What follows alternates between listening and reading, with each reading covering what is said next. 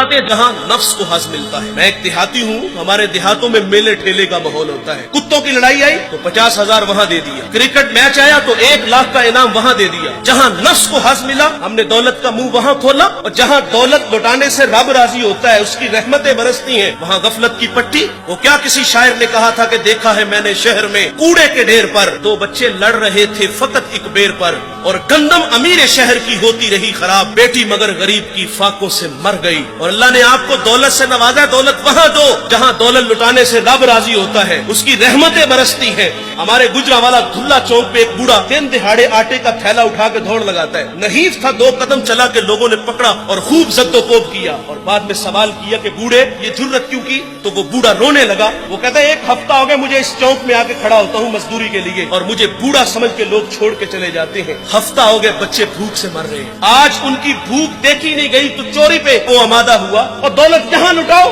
یہ نوائے وقت میں ایک خبر چھپی تھی, کمالیہ کی بیٹی وہ شادی کے قابل تھی, ایک رشتہ ملا, ادھر سے بارات آ رہی ہے, ادھر بیٹی والے تیاریوں میں. ہمسائیگی میں سے کسی نے شرارت کی کہ جس کے گھر میں آ رہے ہو وہ اپنی بیٹی کو چند جوڑوں کے سوا اور کچھ بھی نہیں دے سکتا. بارات وہیں سے واپس چلی گئی. بتاؤ اس بیٹی کے دل پہ جو کچوکے اور زخم لگے تھے اس کا مداوع کس نے کرنا تھا؟ اور اللہ نے آپ کو دولت سے نوازا ہے. غریبوں کی بیواؤں کی بیٹیاں گھروں میں بوڑھی ہو رہی ہیں, تم کتوں کی لڑائی پہ پیسے لٹا رہے ہو, تم ہجڑوں پہ دولت لٹا رہے ہو. اگر دولت لٹانے کا شوق ہے تو معاشرے میں پھیلے ہوئے دکھ دیکھو.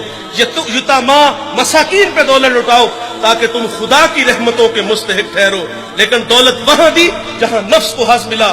جب اس بیٹی نے کہا کفل مجھے بھوک تیرے تک کھینچ لائی ہے, یہ ایک جملہ کفل کی ہدایت کا سبب بنا. دل کے آئینے پہ چوٹ لگی, کفل رونے لگا, ہاتھ جوڑ کے کہتا ہے بہن مجھے معاف کر دے, تو جس عزت سے آئی ہے اسی عزت سے واپس گھر چلی جا, اور میرے لیے دعا کر کہ میں بڑا ہی کتا انسان ہوں, اللہ مجھے معاف کر دے.